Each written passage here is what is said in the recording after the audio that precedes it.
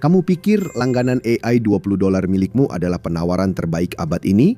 Kenyataannya, itu adalah jebakan. Seorang pengguna tingkat lanjut pada alat seperti Cloud Code sebenarnya menghabiskan biaya $15.000 per tahun untuk dijalankan. Tapi kamu hanya membayar sebagian kecil dari itu karena para pemodal Ventura yang menanggung biayanya. Kamu sedang hidup di dalam momen Uber AI. Sebuah ilusi sementara yang dibuat untuk membuatmu ketagihan sebelum harga-harganya berubah. Tapi uangnya mulai habis. Ketika rumah kartu bernilai triliunan dolar ini runtuh, alat-alat yang kamu andalkan setiap hari akan hilang atau harganya jadi 10 kali lipat lebih mahal. Ekonomi AI sedang rusak. Bab 1. Ilusi $20. Semuanya dimulai dari dompetmu. Seorang pengguna kode cloud yang serius menghabiskan sekitar 10 miliar token per tahun. Token pada dasarnya adalah satuan pemikiran AI.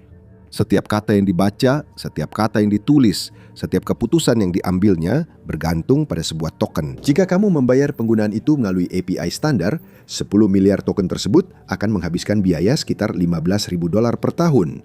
Itulah harga sebenarnya tanpa subsidi, tanpa diskon, tanpa insentif, hanya biaya komputasi mentahnya saja. Sekarang, pengguna yang sama dengan langganan tarif tetap maksimal hanya membayar sekitar $1.200 untuk 1 tahun penuh dengan beban kerja yang sama. Dari $15.000 turun menjadi $1.200. Sebuah subsidi tersembunyi sebesar 92%. Bayangkan Anda masuk ke dealer, memilih mobil seharga $15.000 dan diberitahu bahwa Anda hanya perlu membayar $1.200 karena seseorang di tempat lain menanggung sisanya. Itu tidak masuk akal, dan itulah yang membuat model ini begitu aneh. Tapi jawabannya ada pada proyeksi keuangan OpenAI sendiri yang bocor ke The Information. Perusahaan tersebut diperkirakan akan merugi $14 miliar pada tahun 2026. Bukan pendapatan, tapi kerugian. Langganan bulanan $22 hanya menutupi sekitar 1,7 dari biaya sebenarnya untuk melayani seorang pengguna berat. Anda bukan pelanggan, Anda adalah umpan. Setiap prompt yang diketik, setiap baris kode yang dihasilkan, setiap sesi obrolan larut malam, semuanya dibayar oleh para investor. Dan mereka bertaruh bahwa tidak ada yang akan bisa hidup tanpa produk ini ketika tagihan sebenarnya akhirnya datang. Seluruh industri sedang didaftarkan dengan kerugian. Firma hukum menjalankan peninjauan dokumen hanya dengan 5 sen per dolar. Agen pemasaran memproduksi kampanye dengan harga yang tidak mungkin terjadi 18 bulan yang lalu. Rumah sakit menguji coba alat diagnostik dengan harga yang tidak mungkin bisa dipertahankan oleh penyedia model manapun dalam skala besar. Setiap kesepakatan didukung oleh modal investor yang mengharapkan pengembalian 10 kali lipat. Jika perusahaan merugi pada setiap pengguna yang mereka daftarkan, mengapa mereka berlomba-lomba untuk mendaftarkan lebih banyak? Karena kita pernah melihat pola yang persis seperti ini sebelumnya dan kita tahu bagaimana akhirnya. Bab 2. Hantu Uber. Pada tahun 2014, sebuah SUV hitam akan berhenti di depan apartemen Anda dalam 3 menit. Sopirnya sopan, mobilnya bersih sekali. Perjalanan ke bandara hanya menghabiskan $11. Anda pasti bertanya-tanya, bagaimana semua itu bisa masuk akal? Sebenarnya tidak, dan memang itulah tujuannya. Sejak awal memang tidak dimaksudkan demikian. Selama hampir 1 dekade, seluruh generasi hidup dalam apa yang kemudian disebut para ekonom sebagai subsidi gaya hidup milenial. Para kapitalis Ventura sengaja menggelontorkan uang ke layanan berbagi tumpangan, pengantaran makanan, ruang kerja bersama, dan paket makanan siap masak. Mereka menetapkan harga di bawah biaya untuk menghancurkan pesaing lama dan membangun kebiasaan. Rencananya adalah mengambil alih pasar terlebih dahulu, lalu menaikkan harga sampai menghasilkan keuntungan. Tingkat pengambilan Uber, yaitu bagian dari setiap tarif yang disimpan perusahaan, menceritakan kisahnya. Pada tahun 2022, Uber menyimpan sekitar 32 sen dari setiap dolar yang dibayarkan penumpang. Pada tahun 2024, angka itu naik menjadi 42 sen. Pengemudi mendapat bagian yang lebih kecil, penumpang membayar lebih mahal, perusahaan akhirnya mencatatkan keuntungan. Sekarang hal yang sama terjadi di sektor AI. Ini adalah investor yang sama, strategi yang sama, dan memo harga yang sama. Analis industri memperkirakan harga paket langganan konsumen akan naik hampir 2 kali lipat dalam 2 tahun ke depan. Anthropic telah menerapkan batasan tarif baru yang secara halus mendorong pengguna berat ke paket dengan harga lebih tinggi. Google sedang menguji fitur Gemini khusus premium yang sebelumnya gratis. Kenaikan harga 100% bukanlah rumor, itu sudah dijadwalkan di kalender. Kontrak perusahaan juga mengikuti pola yang sama. Kesepakatan khusus yang ditandatangani pada 2024 ditawarkan dengan harga jauh lebih tinggi saat perpanjangan di 2026. Produknya sama, hanya saja harganya berkali-kali lipat. Pengguna harus menerima atau meninggalkannya. Layanan berbagi tumpangan hanya perlu melakukan satu hal, memindahkan mobil dari titik A ke titik B. Biaya untuk melakukan itu tidak melonjak seiring meningkatnya penggunaan, bahkan seharusnya semakin efisien. Semakin banyak pengemudi, semakin padat, rute semakin baik. Kecerdasan buatan bekerja secara berbeda. Matematika dasar dari proses berpikir tidak menjadi lebih murah dengan cara yang sama. Semuanya menjadi rumit dengan cepat. Eksekutif AI terus mengatakan bahwa komputasi semakin murah setiap tahun. Ekonomi unitnya akan berjalan seiring waktu. Itu sebenarnya bukan kebohongan. Lebih tepatnya itu adalah setengah kebenaran. Harga untuk menjalankan sebuah query melalui sebuah model memang turun dari tahun ke tahun. Chip menjadi lebih efisien, model-modelnya juga lebih ramping. Setiap kata yang dihasilkan AI memang benar lebih murah untuk diproduksi dibandingkan 18 bulan yang lalu. Dan itulah bagian yang ingin mereka orang-orang benar. Ini bagian yang tidak mereka sampaikan. Bab 3. Kode Cloud Matematika. Alur kerja agen modern seperti yang digunakan Cloud Code dan alat riset mendalam ChatGPT menghabiskan 5 hingga 30 kali lebih banyak token dibandingkan sesi chat sederhana 2 tahun lalu. Ketika Anda meminta asisten kode untuk memperbaiki bug ini, ia tidak menulis 50 kata sebagai respons. Ia diam-diam membuat subtugas. Lalu ia membaca ulang file Anda. Ia memeriksa pekerjaannya sendiri. Ia menulis draft demi draft, membuang sebagian besar di antaranya, lalu diam-diam menjalankan pengujian di latar belakang. Satu permintaan pengguna saja bisa menghabiskan ratusan ribu token sebelum jawaban apapun muncul. Sebuah model mungkin sedikit lebih murah per kata dibandingkan sebelumnya, tetapi model itu juga menghasilkan jauh lebih banyak kata per permintaan. Total tagihannya melonjak naik. Ini dikenal sebagai pajak token. Pajak ini membuat bangkrut startup AI kecil yang menghabiskan dana awal mereka. Ini mengancam untuk menghapus salah satu model bisnis paling menguntungkan dalam sejarah internet. Bab 4. Penalti pencarian. Selama 25 tahun Google mencetak uang dan caranya sangat sederhana. Seorang pengguna mengetikkan sebuah pertanyaan. Google menampilkan 10 tautan biru yang diambil dari web terbuka. Total biaya untuk Google, seperti server, listrik, dan pengindeksan, hanyalah sebagian kecil dari 1 sen per pencarian. Namun, iklan di samping hasil tersebut menghasilkan jauh lebih banyak dari itu. Margin adalah salah satu keajaiban finansial besar di zaman modern. Sekarang, Google sedang membangun ulang seluruh sistem itu di atas teknologi AI generatif. Satu respons pencarian yang didukung AI yang memberikan jawaban berupa paragraf panjang daripada hanya menampilkan beberapa tautan, biayanya jauh lebih mahal untuk diproduksi dibandingkan pencarian kata kunci tradisional. Sekarang, kalikan itu dengan miliaran permintaan pencarian setiap harinya. Jika Google sepenuhnya menggantikan pencarian tradisional dengan ringkasan AI, mesin keuntungan paling andal di abad ke-21 akan lenyap. Margin keuntungan yang telah mendanai YouTube, Android, Waymo, dan Gmail mulai mengering. Analis Wall Street diam-diam telah memetakan skenario terburuk dan angkanya sangatlah katastrofik. Dan itu menjadi lebih buruk. Model periklanan juga menjadi tidak relevan. Ketika AI hanya memberikan Anda jawaban, tidak ada yang mengklik tautan, jadi para pengiklan akan berhenti membayar. Google sedang menghadapi masa depan di mana mereka melayani lebih banyak permintaan pencarian daripada sebelumnya, biaya operasional lebih tinggi dari sebelumnya, dan menghasilkan pendapatan per pencarian lebih sedikit dibandingkan kapanpun dalam sejarah modernnya. Raksasa teknologi dengan sengaja mengorbankan bisnis mereka yang paling menguntungkan secara sengaja. Mereka telah memutuskan bahwa satu-satunya hal yang lebih berbahaya daripada membunuh sumber uang mereka sendiri adalah membiarkan pesaing yang melakukannya terlebih dahulu. Sekolah bisnis punya istilah untuk ini, yaitu dilema inovator. Ketika sebuah teknologi baru mengancam bisnis inti, para pemain lama menghadapi dua pilihan. Diam saja dan mempertahankan mesin uang yang ada, sementara pesaing membangun masa depan. Atau mengkanibalisasi bisnis itu sendiri sesuai syarat mereka, berharap mereka bisa membangun pendapatan di platform berikutnya sebelum yang lama hilang. Itulah jalur yang secara efektif dipertaruhkan oleh perusahaan-perusahaan seperti Google, Microsoft, dan Meta dengan AI. Mereka bertaruh bahwa AI pada akhirnya akan menggantikan mesin uang saat ini. Tidak ada yang bisa membuktikan itu benar. Semua orang sudah terlalu jauh untuk mundur. Jika ekonomi unitnya seburuk ini, bagaimana perusahaan-perusahaan yang sama bisa mencatatkan pendapatan AI tertinggi di Wall Street setiap kuartal? Bab 5. Penipuan perjalanan bolak-balik.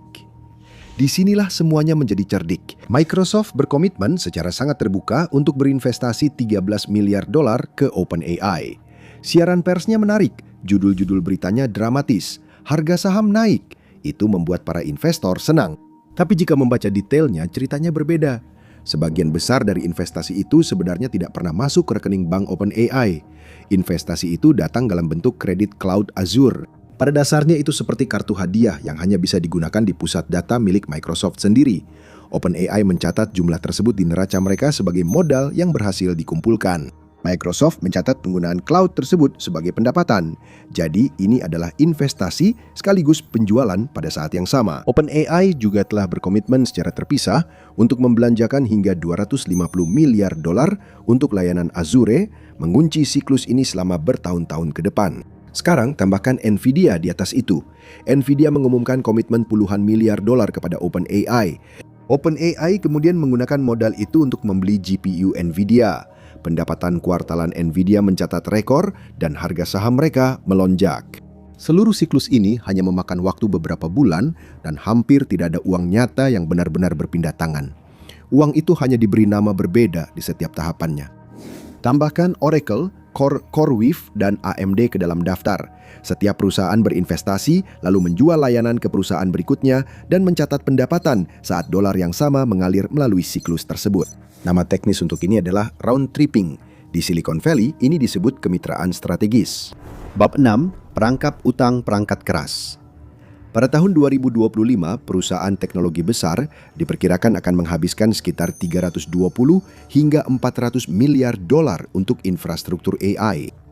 Perkiraan terbaru untuk tahun 2026 mendorong angka itu mendekati 500 miliar. Pusat data, GPU, sistem pendingin, distribusi daya, seluruh jaringan listrik sedang diperkuat untuk menanganinya. Sementara itu, total pengeluaran konsumen global untuk layanan AI hanya sekitar 12 miliar dolar menurut laporan State of Consumer AI dari Menlo Ventures. Ratusan miliar dolar mengalir keluar, sementara hanya 12 miliar dolar yang masuk. Kesenjangannya sebesar ekonomi sebuah negara berukuran menengah. Kesenjangan ini tidak diisi dengan pendapatan, melainkan dengan utang.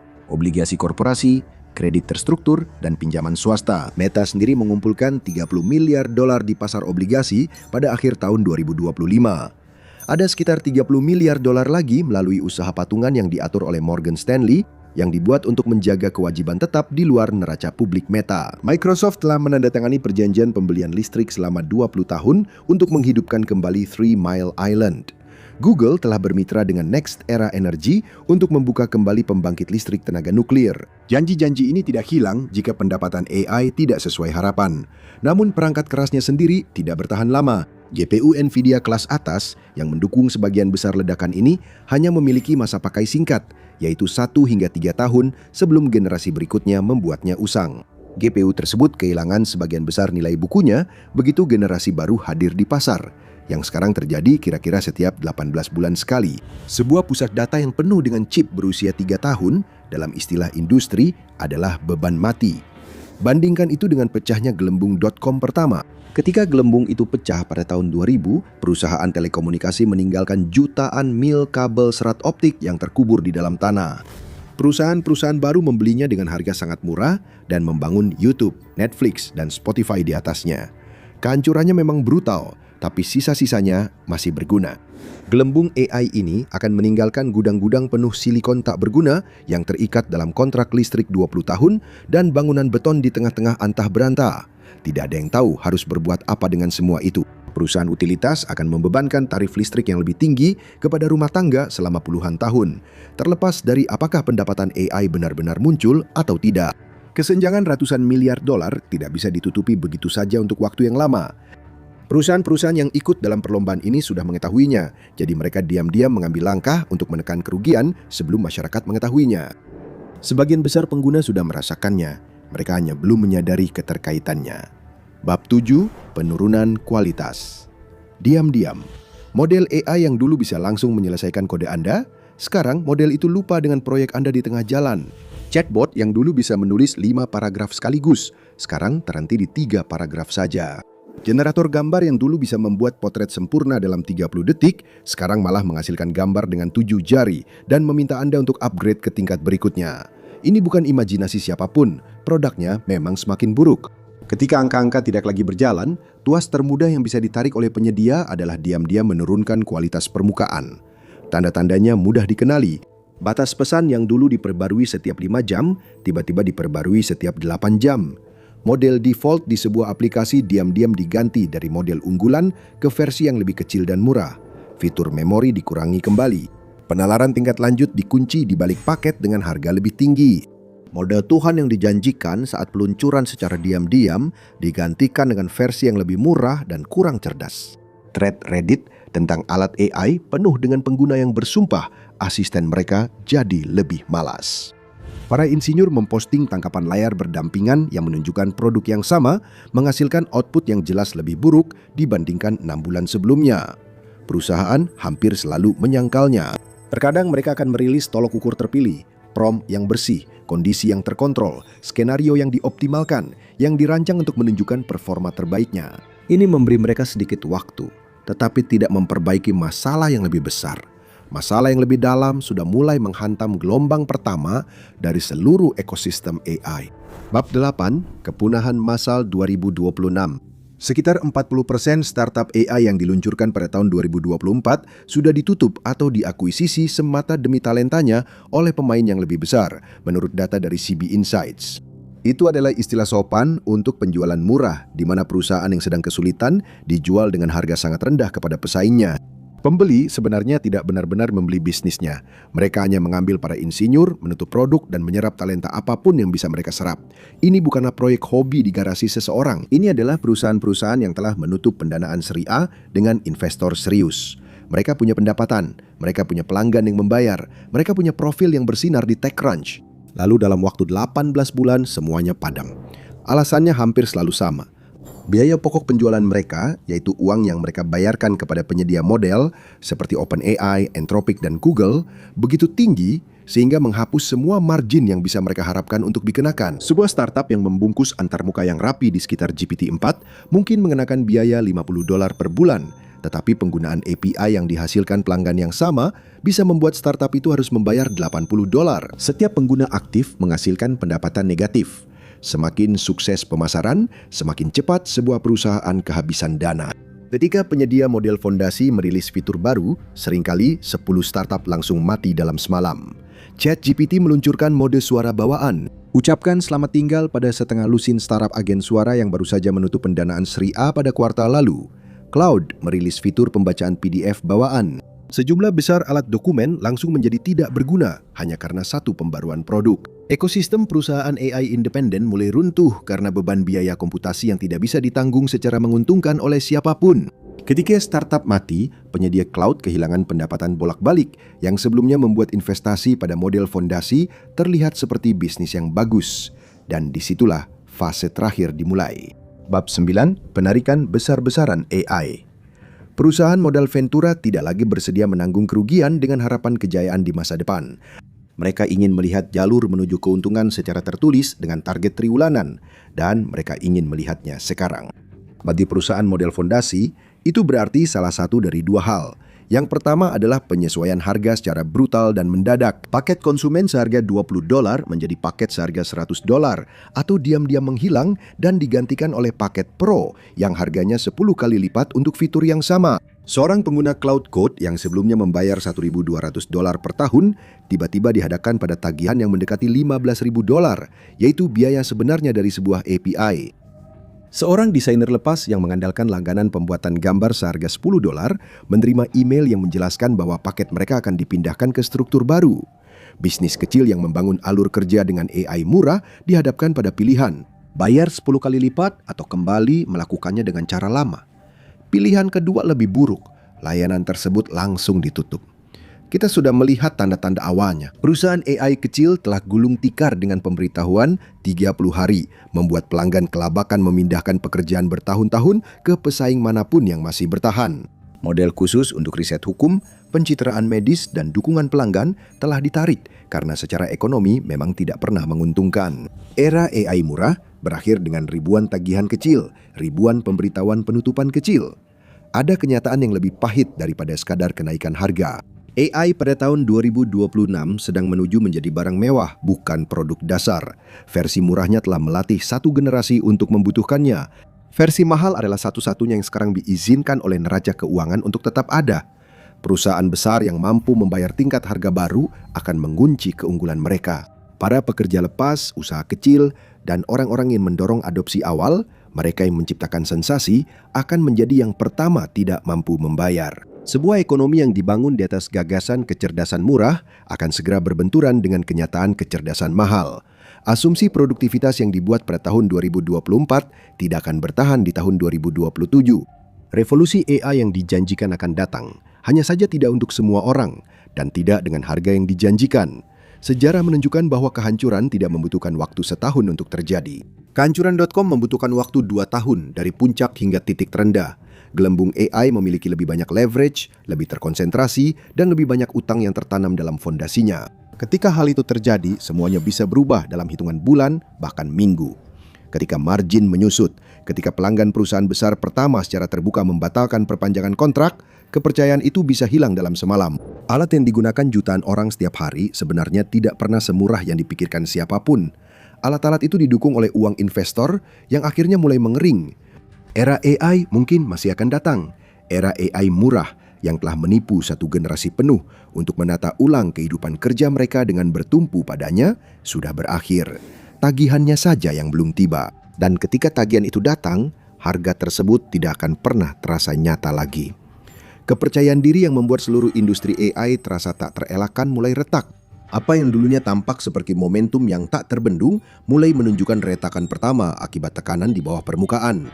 Tiba-tiba pertanyaannya berubah dari seberapa besar hal ini bisa berkembang menjadi siapa yang akan menanggung kerugian ketika hal itu tidak terjadi. Cari tahu apa yang terjadi pada ekonomi jika gelembung AI senilai $2 triliun pecah, atau tonton ini sebagai gantinya.